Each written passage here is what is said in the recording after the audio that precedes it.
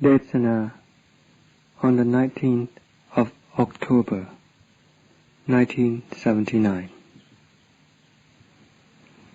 The words of the Lord Buddha are not small or insignificant things, for they originate from the heart of the Lord Buddha that was full of marvel and wonder, surpassing all other things. If they had not been so, how then would they have been capable of uprooting and eradicating the kilesas that have been embedded within the hearts of all sentient beings, and delivering them from dukkha, then attaining to the realization of Dhamma in great numbers, right in the presence of the Lord Himself. In truth, they are very significant and vital. The Dhamma of the Lord Buddha is transcendental and wonderful Dhamma, capable of truly suppressing and eliminating the kilesas. The results gained therefrom can be gained instantaneously, right there and then. This is what the power of truth is really like. Memory has no such power. There is not a single kilesa that can be got rid of by memory. For instance, when one can recite like a parrot, Nibbanang paramang sukhang, Nibbanang paramang sunyang. Nibbana is the supreme happiness. Nibbana is the supreme emptiness. This doesn't get one to Nibbana. One who has realized Nibbana has got to Nibbana whether he talks about Nibbana or not, for this is the genuine truth. So we must strive in our practice until we realize the truth within ourselves. Then every facet and aspect of Dhamma will be really weighty, because all of these Dhammas are truthful and are waiting for one who is imbued with the truth to compare and verify the truthfulness of both parties. As this living truth is fully represented and inscribed in the texts. But the citta of one who reads the text and memorizes it is not like the kind of citta described in the text, for it is still overshadowed by the kilesas. When he commits these Dhammas to memory, he does so under the influence of the kilesas. He doesn't fix the Dhamma in his mind with the truth, which is the genuine way of doing it. Therefore, there is stark contrast between them. It is only by the way of practicing Dhamma and the realizing of the Dhamma within one's heart that one will be able to fathom and comprehend the weight and real substance of the truth of the Lord Buddha, and realize just how supreme the Dhamma of the Lord Buddha really is.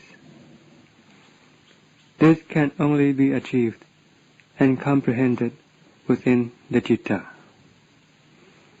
The Dhamma arises inside the citta and nowhere else.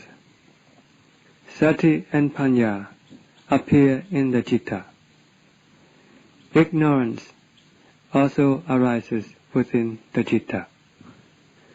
The kilesas appear in the citta. Dhamma arises in the citta. It is in the citta that we overcome and correct the kilesas, and it is in the citta that we attain to freedom. Nowhere else is the place for the overcoming and correcting of the kilesas, and the place for the attainment to freedom. The practitioner must relentlessly and ceaselessly turn round in towards the citta. He has to drive inwards, for this is the way of subduing the kilesas with the Dhamma of truth. You have to investigate everything in the entire physical universe that the citta becomes entangled with. We have to do this. We cannot afford not to do it. We have to find out the cause of the involvement. What are the things that the kilesas are involved and entangled with, and which, as a consequence of this action, bring us trouble and hardship? Sati and Panya must follow them and catch up with them. There is nothing that can escape from the truth. For this reason, the Lord said, Dukkhang Ariya Satchang. Although it is dukkha, it is a form of truth. The world has no desire for it. How was it that the Lord said, Dukkhang Ariya Satchang, Samudaya Ariya Satchang? Dukkha is a noble truth. The origin of dukkha is a noble truth. This is because they are truly so. If we do not correct and overcome the kilesas, tanha and asava, following their true and natural principle, then none of them will ever be eliminated. It is therefore necessary to correct and overcome them with the truth, which is the Magga Ariya Satchang. The path is a noble truth. Then Nirodha, the cessation of dukkha, will really appear. Thus it is called Nirodha Ariya Satchang. The cessation of dukkha is truth. It cannot be otherwise. They are all found within the citta. The citta is the vessel and the home of the kilesas, tanha and asava, the vata samsara, and every form of dukkha and torment. The citta is the storehouse of these things. It is also the citta that brings about truth and Dhamma. They arise inside the citta. Wisdom arises inside the citta. The kilesas are subdued inside the citta. One attains to freedom inside the citta. The kilesas dissolve within the citta. The transcendental marvel and wonder is the citta and Dhamma. Having arrived at that stage, this state can either be called Dhamma or the purified citta. The term citta is only used during the time that one is in possession of the khandhas, because the khandhas are sammuti, and as the citta still takes up residence with these khandhas, it has to abide with the conventions of sammuti, despite its preeminence. But it has to conform to the ways of sammuti, the conventional ways of the world, so that it can be comprehended on the level of sammuti. Once one has attained to the ultimate truth, it doesn't make any difference what label one may ascribe to it. The only problem there is with the kilesas. The kilesas are extremely tenacious. There is no other form of work that can be more arduous and toilsome as the work of overcoming, correcting, and uprooting the kilesas that are so deeply embedded within the heart. The kilesas are correspondingly infinite, as the heart is infinite. They go as deep as the heart goes deep.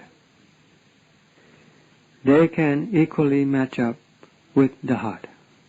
For this reason, they are capable of dominating the citta, and are capable of dragging the citta to wander ceaselessly through the various realms of existence.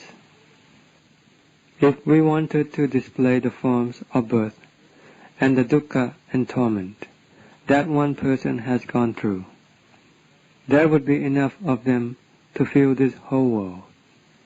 Should we want to compete amongst ourselves with our kilesas, tanha, asava, births and existences, and dukkha and torment, there would not be enough room for us to display them, for we have experienced them for such a very long time. All of these have been influenced by the power of the kilesas. You have to really take this to heart and really get to understand it. In overcoming and correcting the kilesas, one cannot do it superficially. If one does not really and earnestly work to get to the truth, one will never come across this truth. The kilesas are a true reality. One has to tread earnestly on the magga patipada, the path of practice, the means of subduing the kilesas. One must seriously exert oneself in the practice, so that one can get to the reality of the magga. One will then get to the reality of the kilesas, which are the rivals of the magga. One will then be able to eliminate and vanquish them in the same earth-shattering way that the Lord Buddhas and the Savakas did it. The things that they did still reverberate right on down to the present day. They are the supreme and noble people that reign over the hearts of all Buddhist followers. People of all Buddhist countries take up the Buddha, Dhamma, and the Sangha into their hearts and give them the highest respect and veneration. How else could they become the chief attraction that pulls the heart of everyone, if their own hearts were not supreme and transcending the world? We have to make our hearts receptive and capable of accommodating them. Once our heart becomes receptive, then every aspect of their truth will steadily merge with our heart. The work of contending with the kilesas, of disciplining and mastering the kilesas, of correcting and overcoming the kilesas, is an arduous task. I can fully attest this fact without having any qualms or any misgivings. It is most difficult to discipline human beings. It is much more difficult than training and mastering any kind of animal. This is because human beings are far superior to any other animals, speaking from the Sammuti standpoint. Correspondingly, the development of human beings takes far greater effort than that of the animals. It requires a much greater degree of strength and energy, sati and panya, labor and exertion, and endurance and perseverance.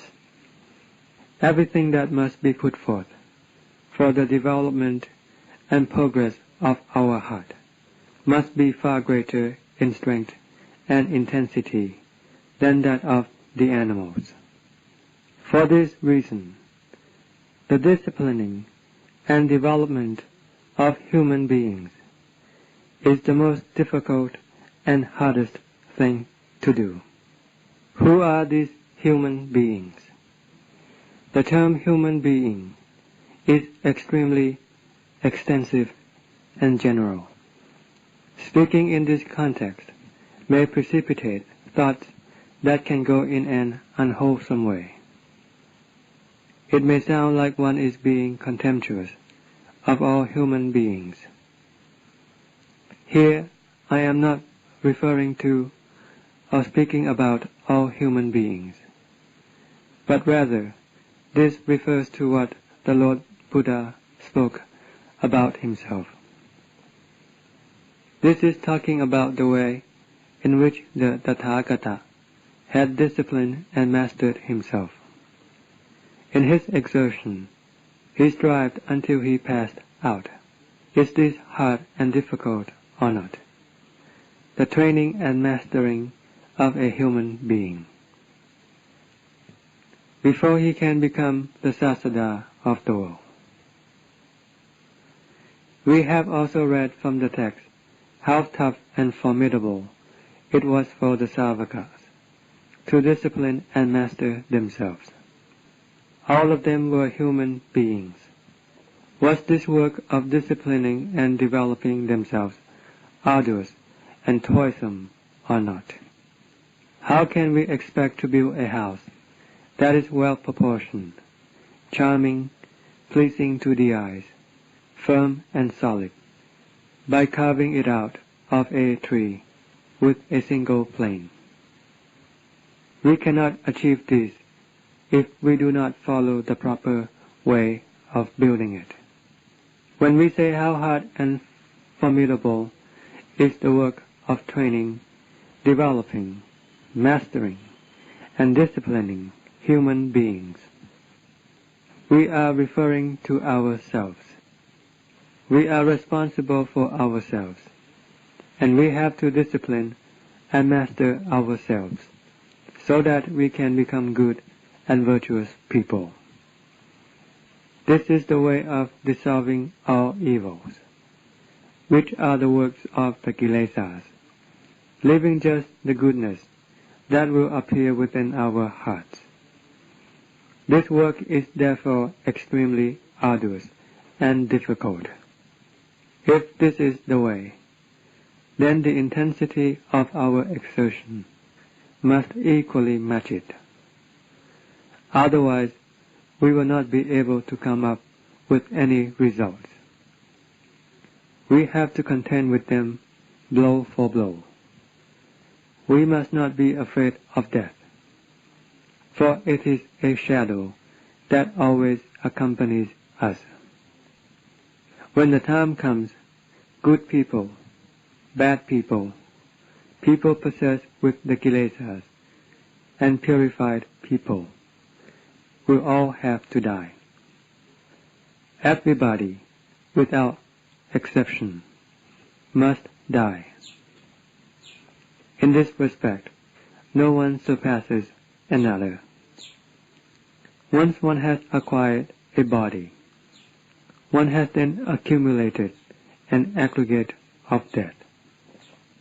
However, before this comes to pass, let us achieve the work of training, disciplining, and mastering ourselves, and totally subdue and eliminate the Kilesas, so that we can attain to ease and happiness. Once the Kilesas have embedded themselves within our heart, then it is not possible for us to be at ease. Though we might pretend that we are happy, smiling, and cheerful, this is really putting up a front. Internally, it is full of dark shit, for truly, inside the heart, there is just the filth of greed, the filth of hatred, and the filth of delusion, full to the brim within one's heart. But externally, One is smiling and cheerful, which is like a showcase, which is totally devoid of any value. This is not the kind of ornament that we are looking for. We are looking for the real kind of adornment that can get to the real thing, which means the Dhamma, getting to the Citta. We want them to get into one another by depending on our mode of practice as the means of merging them together. This Dhamma is what all truth seekers are striving for, and they must really exert themselves to get into this truth. Consider the Lord Buddha, for example. One should always look up to the Lord as the ideal model in the way of practice.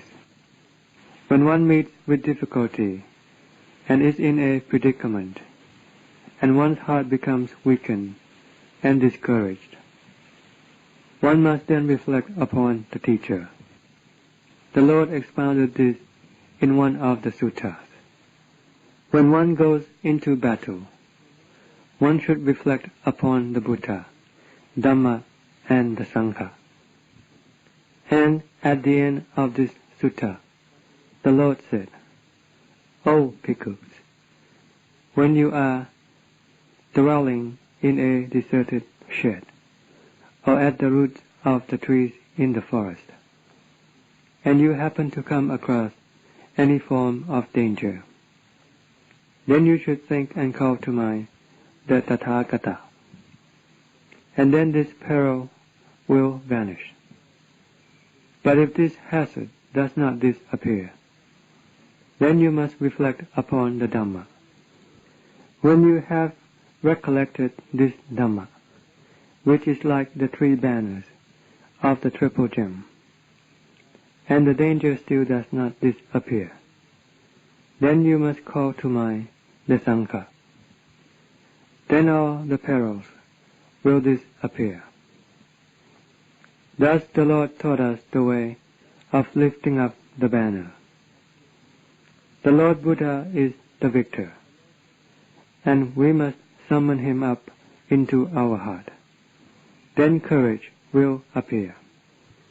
It is not that once you call up the Lord Buddha, then weaknesses will arise.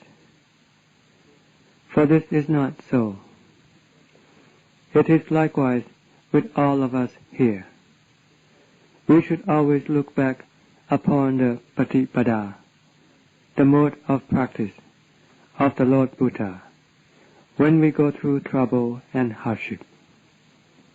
The heart that is possessed with the kilesas cannot freely express itself.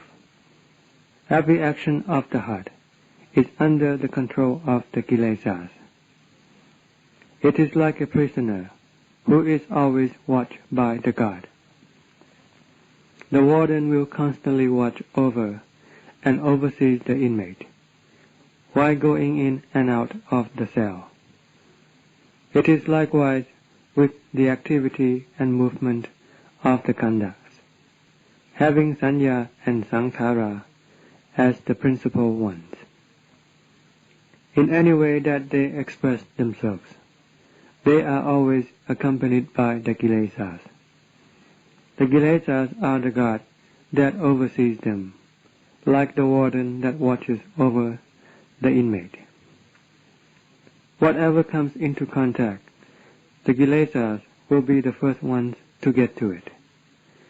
They will get to do the work before we can, while we still haven't come to grips with what is happening. We are like a buffalo which is being held in leash and left to graze in the pasture.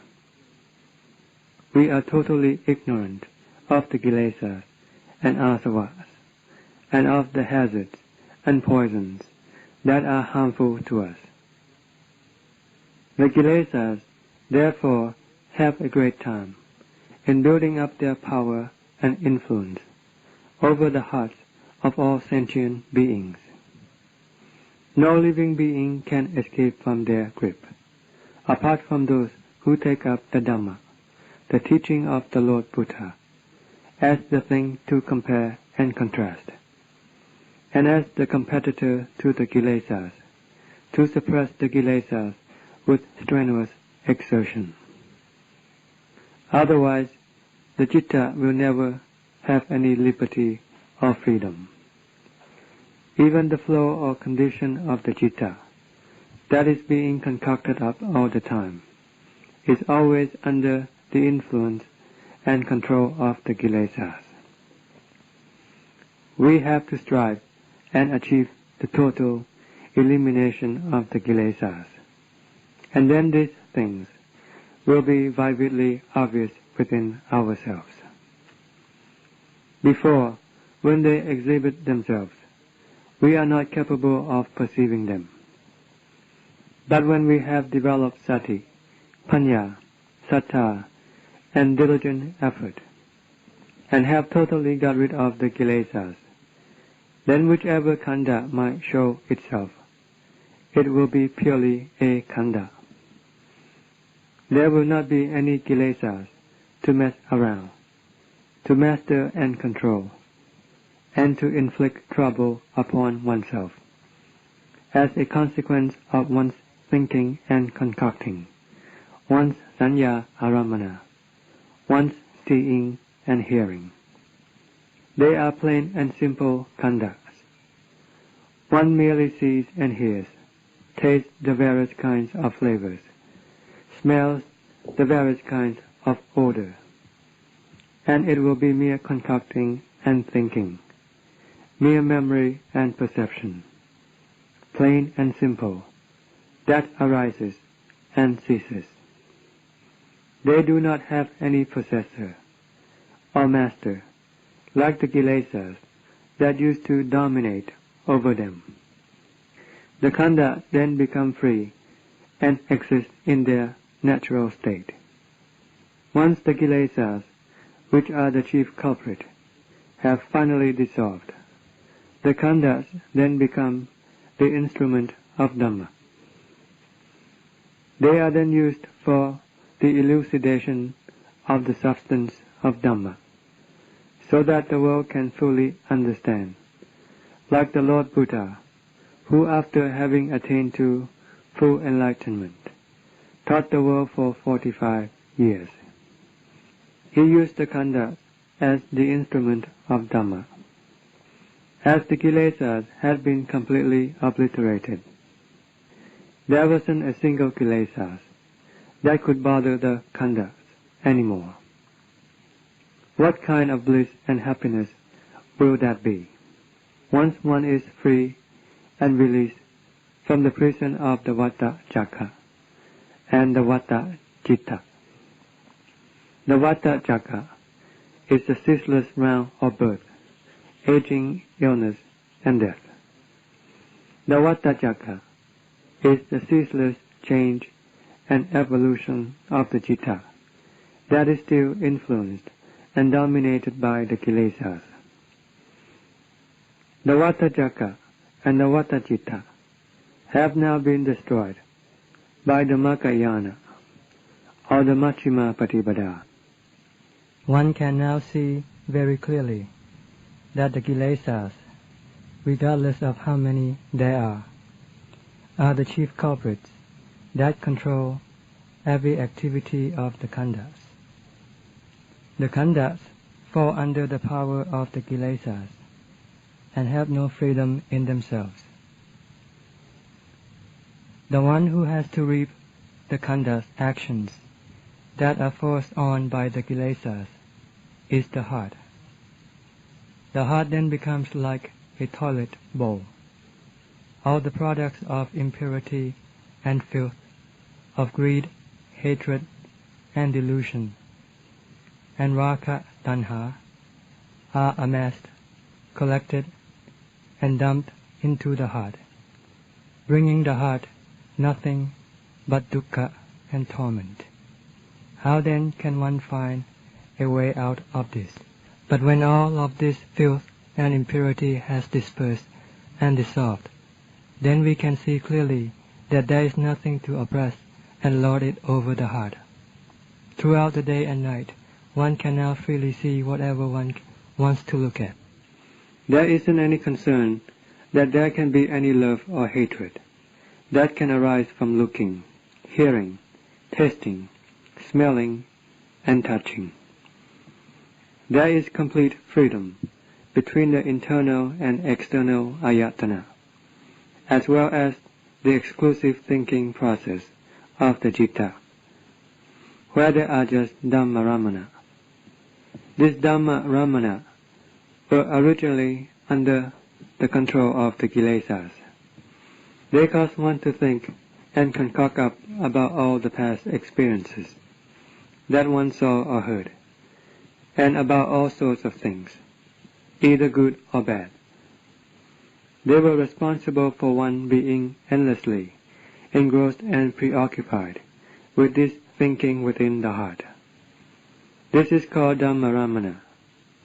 But when all of them have totally vanished, then all of these Dhammaramana are no longer like that, for they have now gone in the way of Dhamma.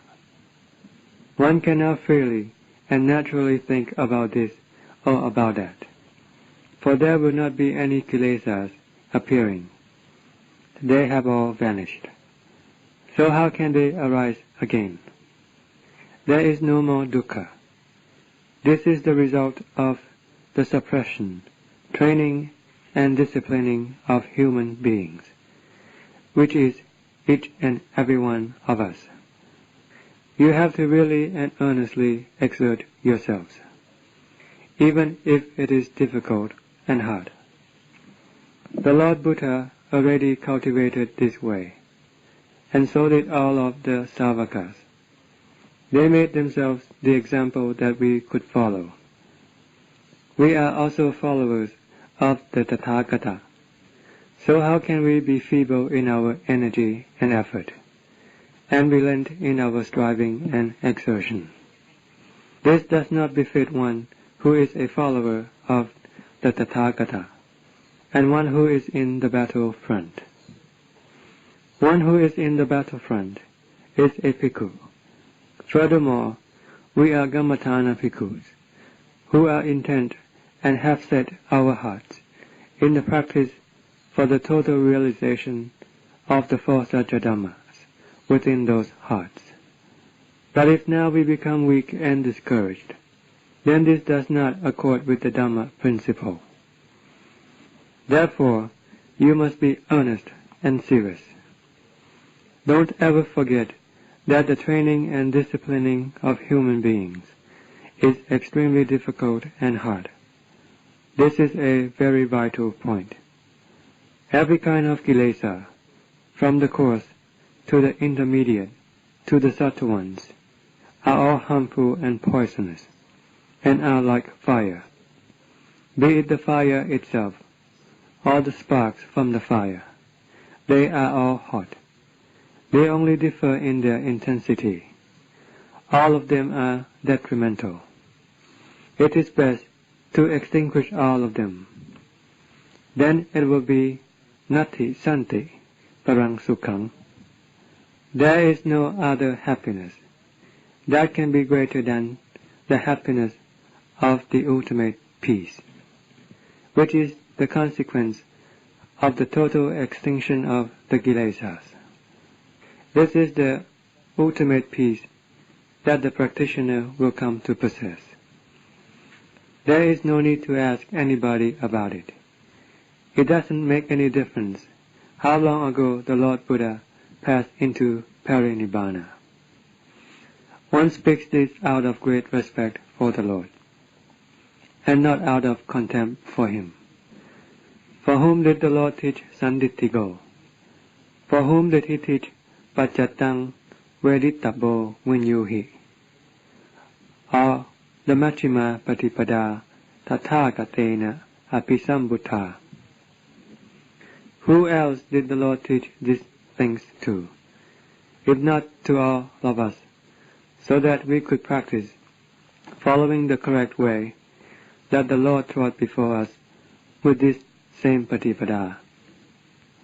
Whom did he aim his teaching at, in order to correct and overcome the kilesas. We have to do it right here.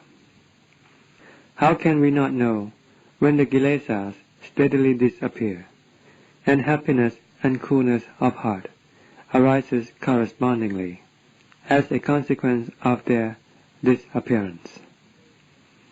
The principles of Sanditigo that the Lord passed on down to us were not solely reserved for the Lord Buddha himself, or all of the Savakas who had attained to Nibbana, for the Lord bestowed this along with the Majjhima Patipada.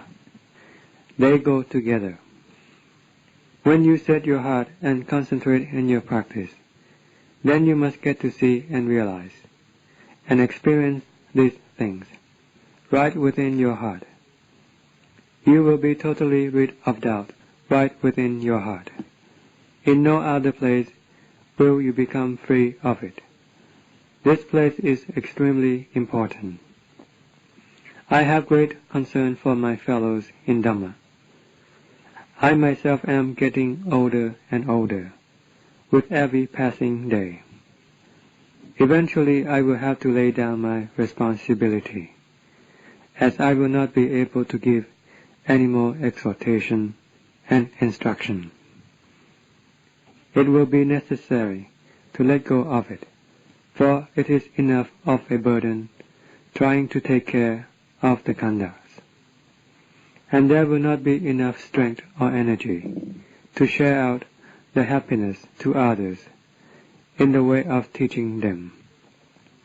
One will just have to leave things to be as they are, like the Venerable Ajahn Chah, who has let go of everything now. All that he does now is just to observe his breath, just watching the breath. And when it is no longer there, then it will be time for him to go. But the crucial thing is his heart, which is never weakened. He is just playing with a puppet, which is the khandhas. Parahave Pancha Khanda. The 5 khandhas are a very heavy burden. One plays with them until their time comes. After letting go of them, one will be free of one's responsibility.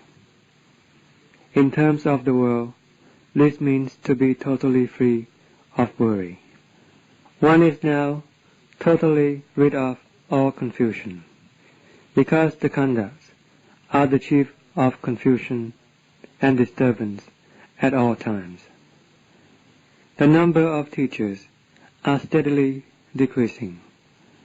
Those who can stand as a basis and standard in the aspect of practice, which can bring out the Dhamma, which is a consequence of practice, going up steadily stage by stage, are now nearly extinct. Now is the time to concentrate in putting in your effort and striving in your exertion. You must never see anything to be more wonderful and supreme than the Dhamma, for within this entire physical universe, nothing is. If there were such a thing, then the citta would not let go of it. It would not let go of it and then withdraw inward. It would not abandon the upadana, the fixed views and attachments. It would not let go of love and affection. It would not relinquish hatred and anger, as these things are relished by the world. The world likes anger, even though it knows that it is harmful. But nevertheless, people are contented with being angry. They are also fond of love. According to the truth principle, they are not good. They are all harmful. There is nothing else that is better than the citta. When this fact becomes apparent, one will steadily let go of those things that one has attachment for, has fixed views about, that one used to presume and assume about, and was entangled with for kalpas and kalpas, then drawing steadily inwards. For the Dhamma is their competitor. For example, consider the state of calm and coolness of heart. This state of calm and coolness of heart is the basic ground in the beginning stages of practice. When they appear, one will be able to see the difference between the happiness that one used to experience in the past and the happiness that arises from the cultivation of Dhamma. One will naturally realize and understand this without having to do any comparison. And as to which one is better than the other, one will know this right within one's heart. One will then let go of them and withdraw inwards steadily. The more subtle the Dhamma that one realizes, then the more wonderful and marvelous it will be. One will further let go of all those things that one used to be attached to, both the gross, the intermediate, and the subtle kinds. The grosser kind will not be able to match with Dhamma, neither will the intermediate kind, and neither will the subtle kind. Their worth and value are not capable of matching up with Dhamma. Once the citta can comprehend Dhamma, then it will naturally let go of other things. It will let go of them by itself. It will keep on letting go of things until there is nothing left to let go of. It will then have relinquished everything. It will have gained release from the sights, sounds, smells, tastes, and touches, which are paired respectively with the eyes, ears, nose, tongue, and body. This will subsequently bring it to the five khandhas: Rupa, Vedana, Sanya, Sankhara, and Vijnana, which it is attached to. But it will also relinquish this, as they are not something good. They are not the essential substance that can bring about the kind of benefit that one can be satisfied with. One keeps on steadily letting go of them until one arrives at the citta. What is the cause of love and affection within the citta? What is the cause of entanglement with the citta? What is the cause of attachment and fixed views within the citta? There is a cause. There is a culprit. One keeps on penetrating until one clearly realizes the truth of that thing. That thing will not be able to match up with the citta. It will not be able to come up to Dhamma. One will then also let go of that, until there is nothing else to let go of. Everything entirely is relinquished. One has let go of the external, and then one withdraws inwards. One then lets go of everything, totally, within, until nothing remains. So what else is there to relinquish? In summarizing the way of practice, it seems rather easy. Looking back at the way one had to exert oneself, at the mode of practice, one really had to put in one's life. One was ready to give up one's life in exchange for what one was aspiring for. When the time is ripe for those who are to realize, then they will be the ones to attain to enlightenment. So may all of you set up your heart and be determined. Don't ever get into any kind of trouble, especially the coarser and external kinds. You must never let it happen here. From the time that this monastery was established, there has never been any such conflict. There has never been any friction or quarrel, because everyone has always been intent on truth and Dhamma. It is then easy for people to come to agreement and understanding, As far as the kilesas are concerned, we know that we are here to overcome them.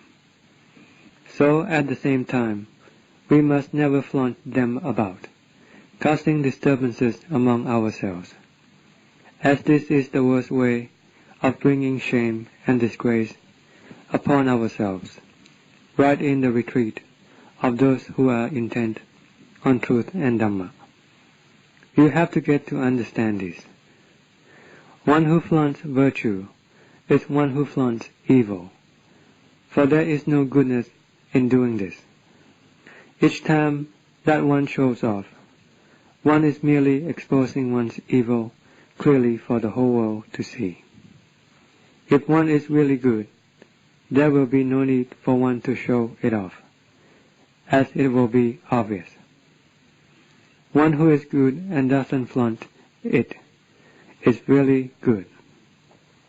One who practices Dhamma only looks in the light of reason, of cause and effect. Even if one wants to be good, if the cause of one's goodness is not there, then it will be to no avail. All there will be is just the desire to be good, and when one displays it, it is merely putting up a front, which is of no benefit, apart from debasing oneself to the depths where one cannot go lower.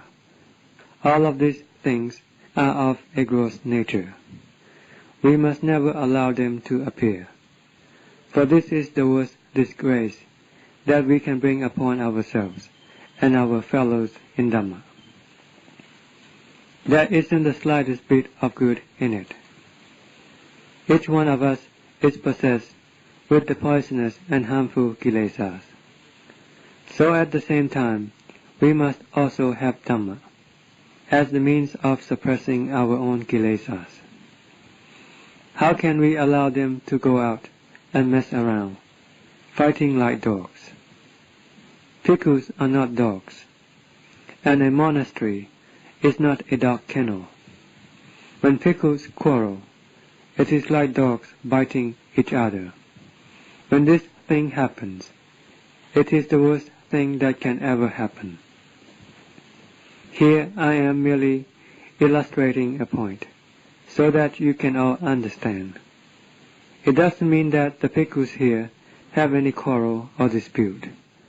I am merely pointing out the differences between the damage and the value of evil and good, the difference between the harm of wickedness and the worth of virtue. We are here to find the worth, the virtue, and the excellence of ourselves. In everything we have to be vigilant, in whichever way these things manifest themselves. We have to realize that this is the kilesas on the move. One has to search for the cause of their arising. Why is one not happy with this or that bhikkhu? Why must one become enraged? This rage and resentment are the work of the kilesas, and we are already aware of them. So why do we still allow them to run around, crashing in on the heart, without giving any attention to correcting them? The more one becomes engrossed in thinking about the one whom one resents, then the more intensely will one be enhancing the kilesas. One then becomes even more deluded, and one is then really in error. We must turn around and look into the citta, the one who performs the act, and it is within ourselves. If it is fire, it is already burning us. It hasn't yet burned anyone else, but we are the ones to be burnt by it first. So this is where we have to apply the remedy.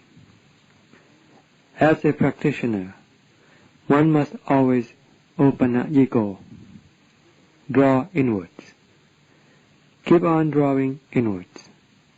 One must not go out to the external, going out of bounds and limits. End of Desana.